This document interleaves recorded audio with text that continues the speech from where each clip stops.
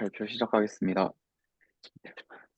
제가 오늘 발표드릴 논문은 어, 유립스에서 발표됐던 Continual Learning via Local Module Composition이라는 논문입니다.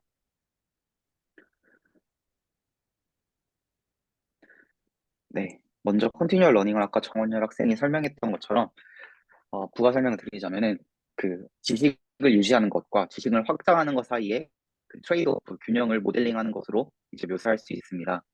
이러한 균형은 매개 변수 공유, 파라미터 스티어링을 통해서 조절될 수 있으며 단일 모델을 여러 작업에 걸쳐 학습시키는 것은 지식 전달을 어, 지식 전달을 개선하고 오히려 학습을 과속화하지만 포르게팅을 이제 초래할 수 있습니다. 반대로 각 작업마다 별도의 모델을 학습하는 것은 포르게팅을 방지하지만 지식의 전달 및 데이터의 효율성을 최소화합니다. 따라서 이제 모듈형 학습이라는 것은 이러한 전달과 포르게팅 사이에 균형을 조정하려는 시도입니다. 그래서 이는 특화된 모듈 세트를 학습하고 재구성하여 새로운 작업을 해결하면서 관련 있는 모듈 부분 집합만을 업데이트하거나 새 모듈을 추가함으로써 수행되게 됩니다. 이론적으로 모듈 학습자는 의미 있는 구조로 모듈을 구성할 수 있으며 이는 작업에 관련 있는 모듈만을 실행함으로써 첫 번째, 계산상의 이득, 두 번째, 작업 수에 비해 모듈 수가 선형적으로 증가하지 않는 메모리 이득, 세 번째, 지식 재조합을 통한 out of distribution의 generalization, 일반화, 그리고 마지막으로 이제 인간이 이제 생각하는 방식과 어, 최대한 유사하다는 그런 생물학적 타당성을 추가적인 이점을 제공할 수 있다고 합니다. 그래서 이 논문은 컨티뉴얼 러닝을 위한 모듈 방식의 설계가 두 가지 주요 도전 과제에 직면해 있다고 설명을 합니다. 첫 번째는 새로운 작업을 학습하기 위해서 이제 충분히 그 플라스티시티를 가소성을 보장하기 위해 언제 어떻게 새로운 모듈을 추가할 것인가입니다. 기존 모듈 방식은 밸리데이션 성능이 향상될 때 모델을 확장하는 그리디 서치 기반 방법론을 사용하였습니다. 또한 두 번째 도전 과제는 새로운 작업에 대해서 작업 특정 구조적 지식을 검색하는 방법입니다. 이런 기존 방법은 작업 시절자, 즉 태스크 아이디를 사용하여서 작업 특정 구조적 지식을 검색하는 데 의존하지만 이제 많은 현실적인 컨티뉴얼 러닝 시나리오에서는 테스트 타임에서 이제 작업 아이디가 접근될 수 없으므로 이제 프랙티컬하지 않다고 합니다.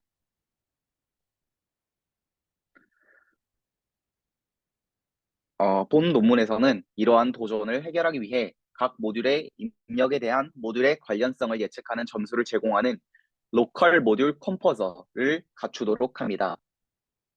이 로컬 모듈 컴포저로부터 나오는 점수에 기반하여 각 레이어에서 모듈을 동적으로 구성하고 입력 분포에 대한 통계를 추적하며 이제 이상치 샘플이 감지될 때 새로운 모듈을 추가하게 됩니다. 이러한 접근 방식은 태스크 아이디가 없이도 모듈을 구성하고 확장할 수 있게 함으로써 기존의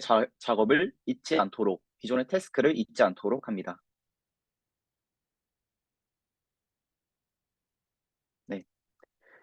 제 기존 컨티뉴얼 러닝에서 파라미터 쉐어링을 통한 트레이드 오프 문제는 크게 총 세 가지의 접근법으로 분류될 수 있었습니다. 먼저 단일 모델 내에서 모든 작업을 위한 파라미터를 공유할 때 태스크 스페시픽한 아웃풋 헤드를 사용하는 접근법이 존재하였습니다. 둘째, 이와 반대로 인디펜던트한 익스퍼트 모델을 구축해서 해결하였습니다. 마지막으로 이 파라미터 공유와 논리시 트랜스퍼 간의 균형을 위해서 모듈 기반의 모듈러 어프로치가 채택되었습니다. 그래서 먼저 설명을 드리기 전에 그 기존 모듈러 컨티뉴얼 러닝과 구별되는 이 LMC라는 제안한 논문의 컨트리뷰션을 먼저 정리를 하자면 다음과 같습니다. 첫 번째는 태스크 의존성입니다. 기존에는 이제 태스크 아이디 의존하여 테스트 시간에 최적의 모듈 구조를 검색하는 식으로 어, 설계가 되었기 때문에 이러한 접근 방법은 태스크 아이디를 알고 있어야 되며 이를 기반으로 사전에 찾은 최적의 모듈 구성을 사용하였습니다. 하지만 제안하는 구조인 LMC는 태스크 아이디에 의존하지 않고 입력에 대한 모듈의 관련성을 동적으로 실시간으로 평가하게 되고 이를 기반으로 모듈을 선택하여 새로운 작업에 대해서도 유용하게 적응할 수 있었습니다. 둘째, 모듈 선택 및 구성 방식에서의 차이입니다. 기존에는 각 태스크에 대해서 사전에 결정된 최적의 모듈 레이아웃을 선택하는 방식으로 태스크마다 레이어별로 단일 모듈을 선택하는 이제 하드 셀렉션 접근법을 사용을 합니다. 하지만 LMC는 아까 말씀드린 로컬 모듈 컴포서라는 방식을 사용해서 각 입력에 대해서 개별 모듈의 관련성을 실시간으로 평가를 하고 이를 기반으로 모듈 선택 및 레이어를 구성합니다. 그래서 이는 작업수에 비해 모듈의 수가 선형적으로 증가하지 않는다는 점에서 메모리와 계산 비용 관점에서 조금 더 efficient하다고 합니다. 마지막으로는 이제 out of distribution의 generalization 능력입니다. 그래서 기존에는 태스크 식별자를 사용해서 미리 정의된 구조를 적용함으로써 훈련 중에 보지 못한 새로운 작업에 대한 적응이 이제 제한적일 수 있었는데요. 제한하는 방법인 LMC는 태스크 아이디에 어그노스틱하기 때문에 모듈의 동적 결합을 통해 새로운 및 보지 못한 작업에 대한 일반화 및 적응 능력을 갖추고 있다고 합니다. 따라서 이는 훈련 중에 보지 못한 작업에 대해서도 모델이 인터폴레이트하고 어댑션 할 수 있도록 도와주게 됩니다.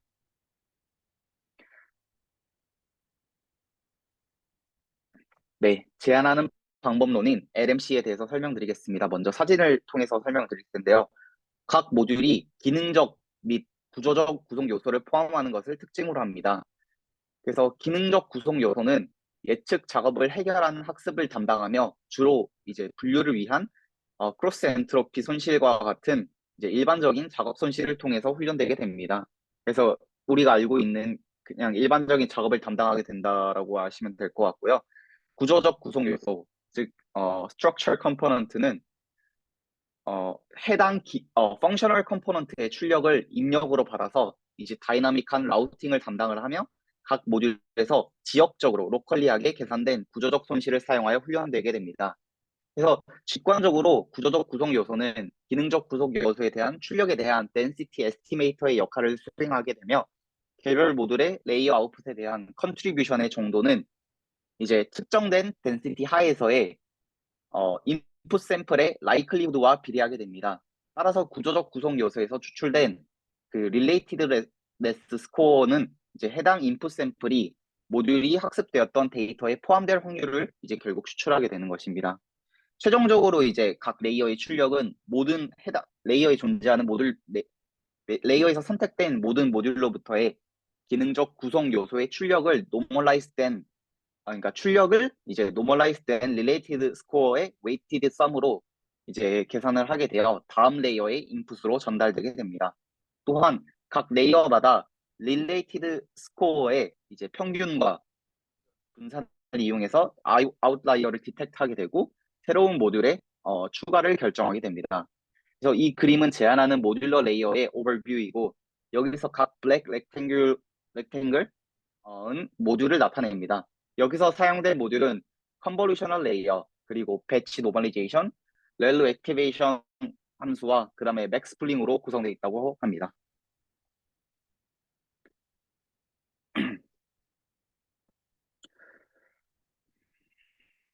네, 앞서 말씀드린 Relatedness Score는 수식 1번에 따라서 계산되게 되는데요.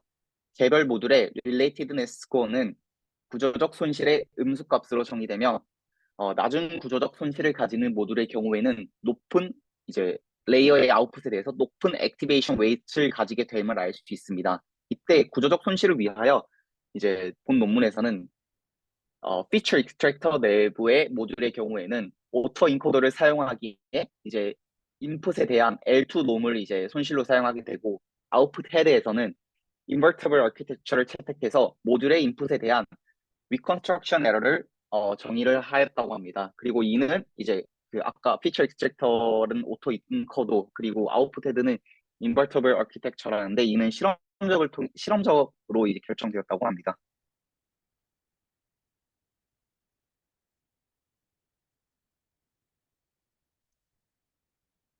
네, 모듈 추가의 경우 이제 레이어 내에 모듈들이 아웃라이어 인풋을 디텍트하게 되었을 때 수행되게 되며 이를 위해 relatedness score의 평균과 베리언스를 이용해서 각 모듈별로 하단의 Z 스코어를 구하게 됩니다. 만약 Z 스코어가 람다 이상일 경우 인풋은 아웃라이어로 판단되며 익스펜션 결정은 본 논문에서 배치 단위로 결정하게 된다고 합니다. 또한 기존에 이제 학습된 모듈들은 태스크가 변화하게 되면 파라미터들이 고정되고 모듈 에디션은 인풋과 가장 가까운 레이어로부터 순차적으로 수행되게 된다고 합니다. 그래서 Z값이 최종 모듈 수 M으로 표시된 최종 모듈 수와 어, 본 태스크의 평균 테스트 정확도에 미치는 영향을 알아보기 위해서 그 고정된 하이퍼 파라미터를 사용하는 4개의 스트림에서 임계값 Z만을 변화시킨 어블레이션 결과가 오른쪽 하단의 두 그림입니다. 그래서 좌측 그래프는 X축의 임계값 Z를 Y축의 평균 정확도를 나타내며 더 높은 임계값은 더 적은 모듈이 생성되어 평균 정확도가 더 낮아지는 결과로 이어진다는 것을 확인할 수 있습니다. 또한 오른쪽 그래프는 X축이 모듈수, Y축이 평균 정확도인데 여기서 점선은 이제 베이스라인 모델인 아까 기존 방법론이 MNTDP 방법론의 결과입니다. 전체적으로 LMC가 비슷한 정확도에 도달하기 위해 MNTDP와 비슷한 수의 모듈을 생성하게 됨을 알 수 있었습니다.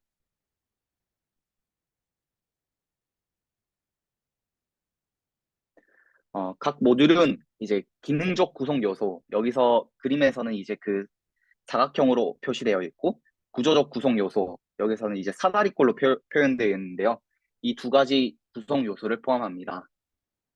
이 그림에서 구성 요소의 색상 강도는 그들의 액티베이션 정도를 나타내며 점선 윤곽은 훈련되는 구성 점선 윤곽은 훈련되는 구성 요소를 실선 윤곽은 고정된 구성 요소를 나타냅니다. 그래서 화살표는 그레디언트의 플로우를 보여주게 되는데 검은색 화살표는 기능적 신호를, 분홍색은 구조적 신호를 나타냅니다. 여기서 말하는 구조적 신호는 구조적 손실 함수를 최소화하는 신호이며 기능적 신호는 글로벌한 기능적 손실 함수인 크로스 엔트로피를 최소화하는 것입니다. 이때 모든 구조적 구성 요소는 로컬한 구조적 신호로만 학습되게 됩니다. 반면 기능적 구성 요소는 프로젝션 페이스와 어큐뮬레이션 페이스의 투 페이스 트레이닝 과정을 거치게 됩니다.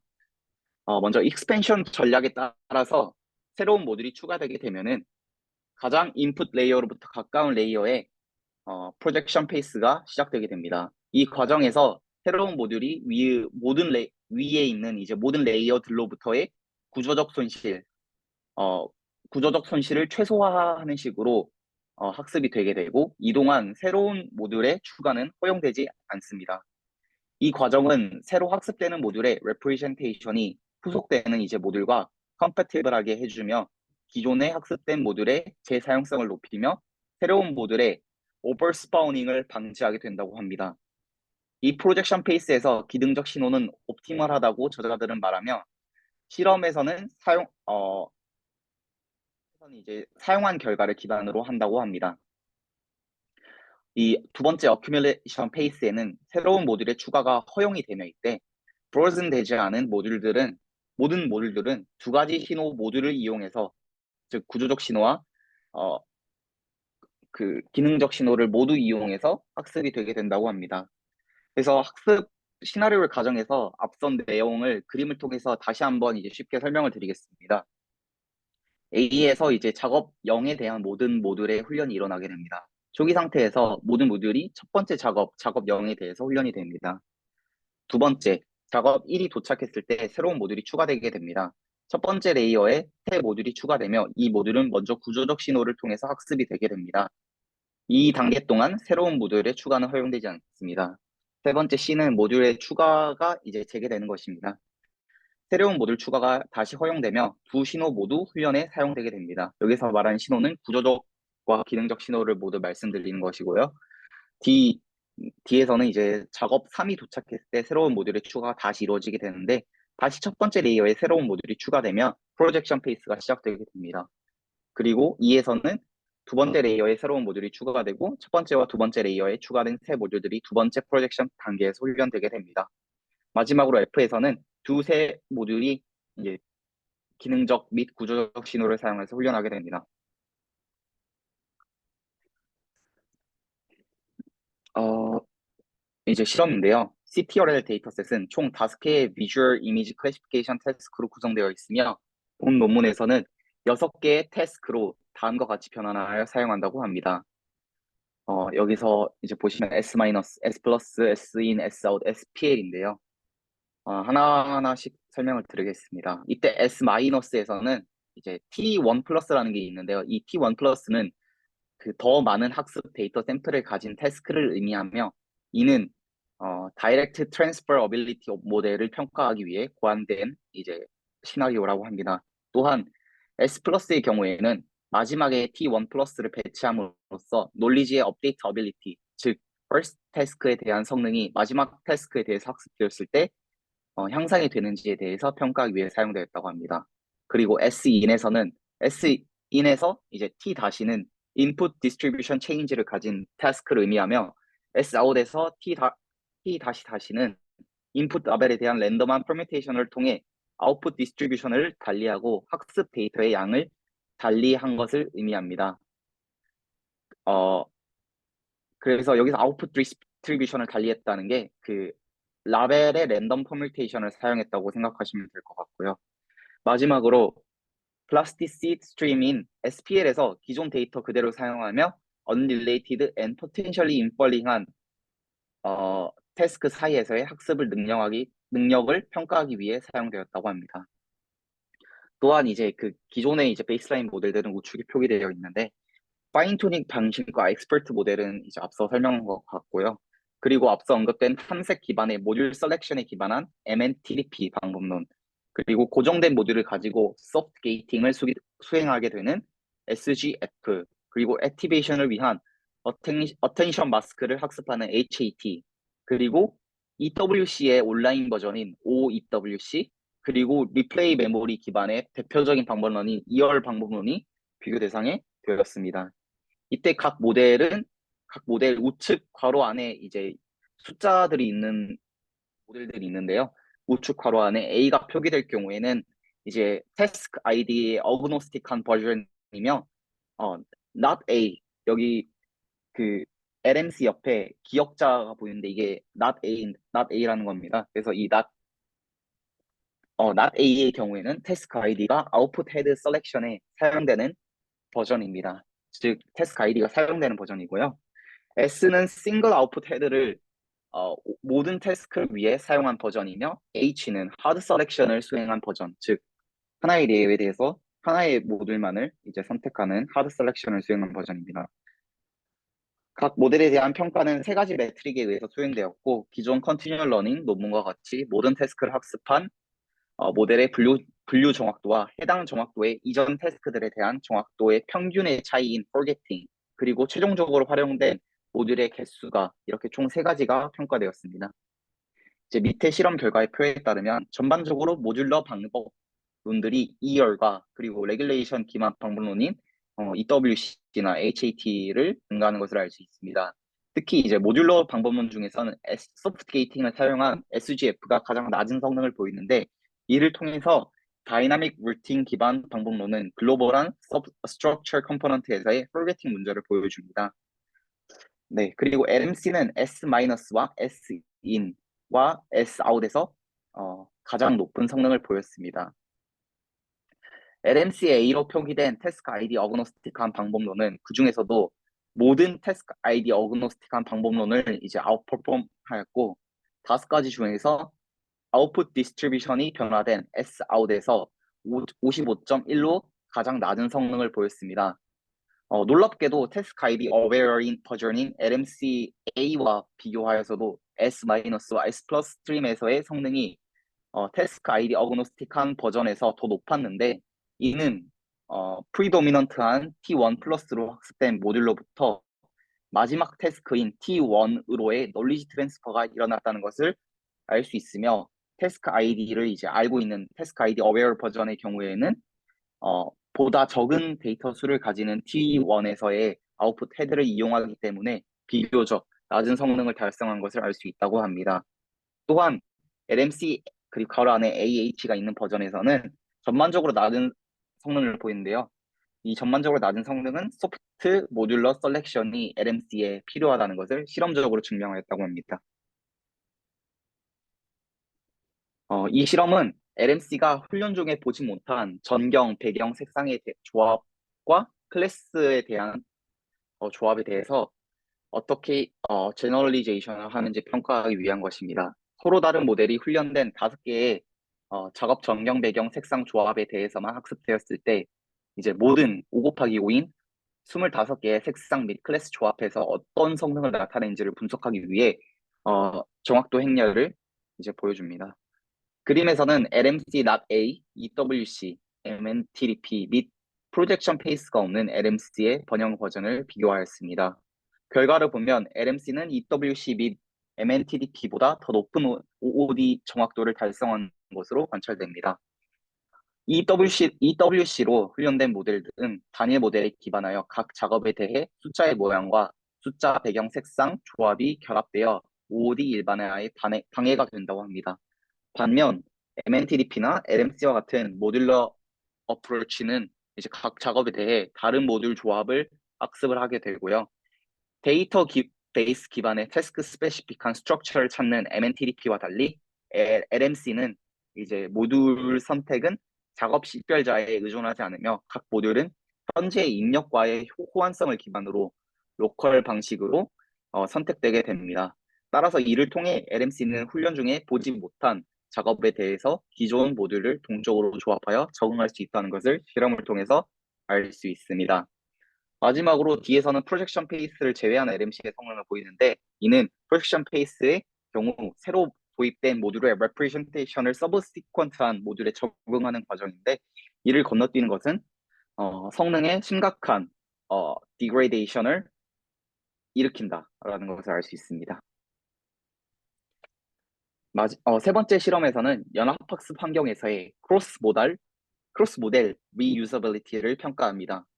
LMC1, LMC2는 로컬 모델, LMC3는 글로벌 모델이 되게 되며 LMC3는 원본 데이터에 접근할 수 없기 때문에 즉 연합학습 환경의 원본 데이터에 접근할 수 없기 때문에 파인 튜닝 될 수 없다고 합니다. 여기서는 데이터셋은 패션 엠리스트와 앞선 컬러드 엠리스트를 사용하였고 LMC1과 LMC2에서는 컬러드 엠리스트를 각기 다른 색깔에 기반하여서 학습되었으나 패션 엠리스트의 경우에는 이제 데이터의 사이즈가 플러스 마이너스로 다르게 학습된 것을 이제 그래프에서 알 수 있습니다. 실험 결과 두 데이터 모두 LMC3 글로벌 모델로 이제 포지티브한 놀리지 트랜스퍼가 일어났음을 알 수 있고 테스트 데이터에 맞게 모듈 셀렉션이 잘 일어났음을 확인하였습니다. 또한 다이나믹 루틴 기반 방법론이나 글로벌 스트럭처 컴포넌트를 가진 방법론과 다르게 원본 데이터의 접근과 별도의 파인 튜닝 과정 없이 수행을 할 수 있다는 점에 주목을 하였습니다. 그리고 마지막 실험은 태스크의 시퀀스를 30과 100으로 늘려서 수행한 결과입니다. 실험 결과 LMC와 MNTDP의 정확도 차이는 30에서 LMC와 MNTDP보다 1.86% 낮은 수치였는데 시퀀스가 100으로 늘어난 경우 이 수치가 6.59로 늘어났음을 알 수 있습니다. 또한 사용된 모듈의 수와 정확도의 트레이드오프가 이제 오른쪽 그림에서 나와 있는데 그 두 가지 경우 모두 LMC는 MNTDP보다 적은 모듈을 사용함을 알 수 있지만 MNTDP가 모듈을 더 많이 사용한 경우 더 높은 성능을 내며 전반적인 정확도 또한 더 높은 것을 알 수 있습니다. 이를 통해서 이제 로컬 태스크 아이디 어그노스틱 모듈 셀렉션은 캔디데이트 모듈 수, 즉 후보군 모듈 수가 많을수록, 즉 시퀀스가 길어질수록 어려운 문제가 되어 태스크 어웨어한 모델보다 아무래도 더 낮은 성능을 달성하게 된다는 한계가 존재하였다라는 것을 마지막으로 알 수 있었습니다. 네, 발표 마치겠습니다. 네, 좋았습니다. 여기서 태스크는 클래시피케이션인가요? 네, 맞습니다. 그 피겨 2에서 보면 피겨 2가 뭐죠? 그 시퀀스 그 투 페이즈 러닝 보여준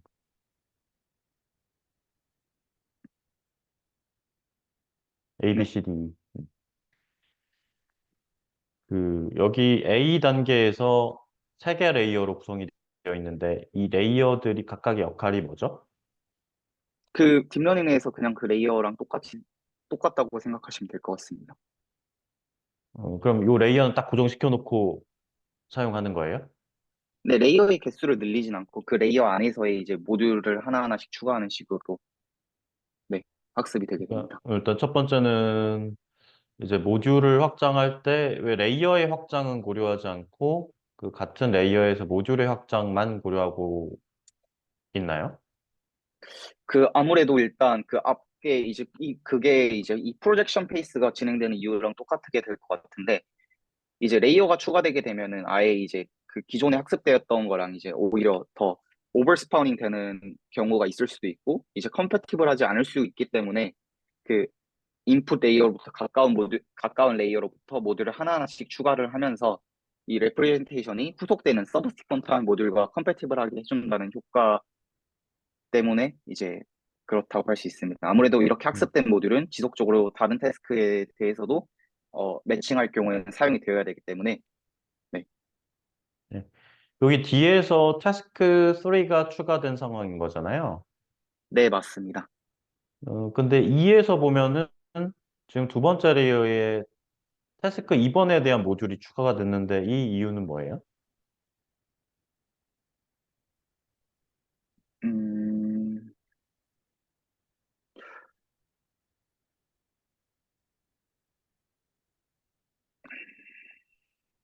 태스크 3으로 알았는데 이게 그림이 잘못 적힌 건가? 이게 3이어야 될 것 같습니다. 그 2가 아니라. 태스크 3이 들어왔으니까.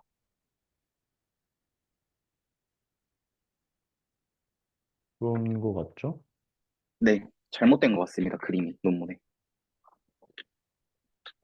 2는 지금 음, 레이어 밑에서 하나가 되고, 이미 픽스된 상태입니다. 이 네. 태스크가 변환이 되면 픽스가 되게 됩니다. 그리고 이게 태스크 인디펜던트하게 동작한다는 게 특징이니까 이게 사실은 새로운 태스크가 들어오기는 했는데 모델의 관점에서는 얘가 태스크 3이라는 거를 인식하는 게 아니라 새로운 태스크가 들어왔다는 거를 높은 가능성으로 예측하고 이렇게 수행되는 거잖아요. 네, 맞습니다. 그러면 실제로는 태스크 3이 아니라 그러니까 실제 태스크가 바뀌지 않았는데도 4, 5 막 이렇게 늘어날 수도 있는 거긴 하죠. 네, 맞습니다. 근데 이게 보니까 익스펜션만 계속 되고 있는데 그러니까 실제로 타스크가 잘 매칭이 되면은 뭐 태스크 개수만큼 모듈이 늘어나는 거는 어느 정도 자연스러울 수 있긴 하지만 뭐 이 예측의 범위가 어떤 불확실성이 어느 정도 남아 있다면 실제 늘어난 태스크와 무관하게 모듈이 지속적으로 증가할 가능성이 있는데 혹시 거기에 대해서는 어떤 거기에 언급이 대해서는 이제 슈링킹에 대해서나 뭐 이런 그러니까 모델이 단조 증가하게 되어 있는 이런 구조에 대해서는 어떻게 얘기를 하고 있나요? 거기에 대해서는 일단 그 선형적으로 증가하지 않는다. 그래서 그게 장점이다. 왜냐하면 기존의 이제 모듈들을 리유스 할 수 있기 때문에 그거를 이제 장점으로만 언급을 하고 있고 최종적으로 이제 학습된 그냥 그 모듈의 수 같은 것만 이제 증명을 하고 있고요. 그 앞서 음, 말씀해주신 내용이 아마 그런 시퀀스가 길어졌을 때 정확도가 떨어지는 이런 한계가 될 수 있을 것 같습니다. 음, 어, 근데 이제 그 얘기가 맞으려면 사실 내가 얘기한 그런 시나리오보다는 오히려 실제 태스크는 더 많이 생성됐지만 유사한 성격의 태스크면 굳이 새로운 모듈을 추가할 필요가 없다는 게 보여져야 될 것 같은데 네, 그러면 그게 실험해 이제 보니까 실험에서는 실제 태스크는 지금 5개가 사용된 거 아닌가요? 실험에선 태스크 S-S 플러스 S-in, S-out은 6개의 태스크, 어, SPL은 5개의 태스크입니다. 네, 대여섯 개가 사용됐는데 LMC의 경우에 실제 추가된 모듈을 보면 뭐 15개 이렇게 되고 있는 거 아니에요? 네, 맞습니다. 그러면은 좀 그런 잠재적인 위험성을 가지고 있는 것 같은데. 네. 아무래도 뭐, 음, 레이어 와이스 단위로 이제 모듈이 추가되게 되다 보니까 개수가 음, 그렇게 15개 그 정도까지 늘어나는 것 같습니다. 음. 근데 다른 방법들은 더 늘어나는 경우들도 있긴 하네요. 네, 다른 방법들은 왜 타스크가, 쟤네들은 이제 타스크를 알고 있는 경우도 A가 태스크 아이디에 어그노스틱한 경우니까, 어,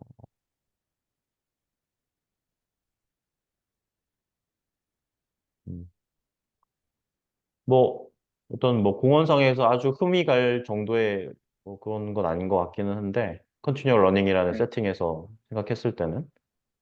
네. 네. 네, 혹시 또 다른 질문 있어요? 혹시 그 모듈이랑 레이어랑의 정확한 차이를 다시 한번 설명해 주실 수 있나요? 모듈이 레이어 안에 있는 겁니다.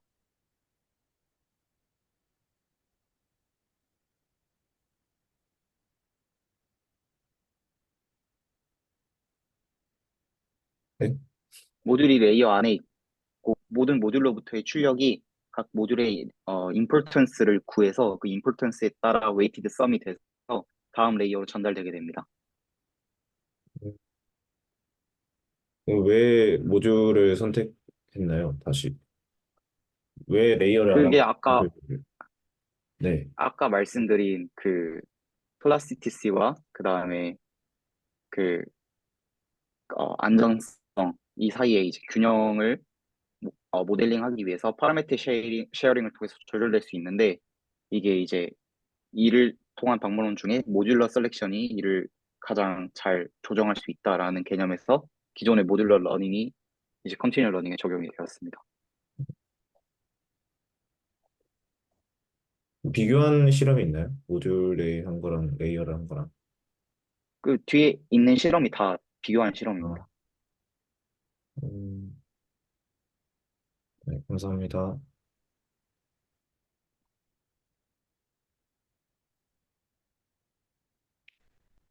네, 또 질문 있어요.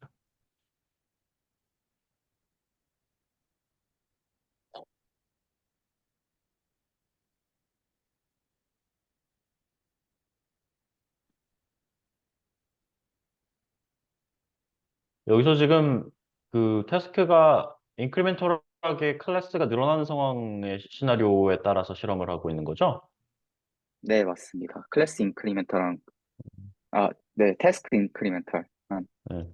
가정입니다. 그, 네, 내가 그 김 선생한테 따로 남겼지만 지금 학원 연구에서도 그런 세팅에서도 한번 실험해 봐야 되겠죠? 이런 세팅에서도? 네, 그런 세팅을 지금은 블러리한 데이터를 사용해서 10% 30% 했는데 그 네. 디스조인트한 데이터에 대해서도 이제 실제 논문을 내기 위해서는 추가를 해야 음. 됩니다. 근데 우리가 지금 실험한 그런 세팅도 컨티뉴얼 러닝에서 다루는 일반적인 세팅이에요? 기존 연구에서 다룬 세팅입니다. 컨티뉴얼 러닝 논문에서. 그 일반적이에요? 지금 태스크 일반적이라고 할 인크리멘탈한 수는, 경우보다? 일반적이라고는 할 수는 없는 것 같습니다. 음. 네, 근데 그, 이제 그 논문을 처음 제안한 게 그 음, 네이버에서 나온 레인보우 메모리라는 논문인데, GVPR. 음, 그, 오히려 더 프랙티컬한 환경에서는 그런 환경이 더 많이 존재한다. 음, 여름이 되면은 뭐, 수영복이 음, 많이 팔리고, 겨울에는 패딩이 많이 팔리고, 대신 겨울에도 수영복이 안 팔리는 건 아니니까, 뭐 그런 식으로. 음. 네. 그거는 맞는 얘기인 것 같은데, 기본적인 컨티뉴얼 러닝의 컨셉 자체를 일단은 그 개념에 대한 그 아이디어 검증을 하려면은 태스크 인크리멘탈한 경우 먼저 한번 보여주고, 그리고 이제 프랙티컬한 경우 순서적으로는 이제 그렇게 나가는 게 나을 것 같더라고요. 네, 네, 혹시 그렇게 또 실험을 해야 될 다른, 것 같습니다. 음, 또 다른 질문 있어요? 네, 오늘 두 명 수고했고요. 간단하게 몇 가지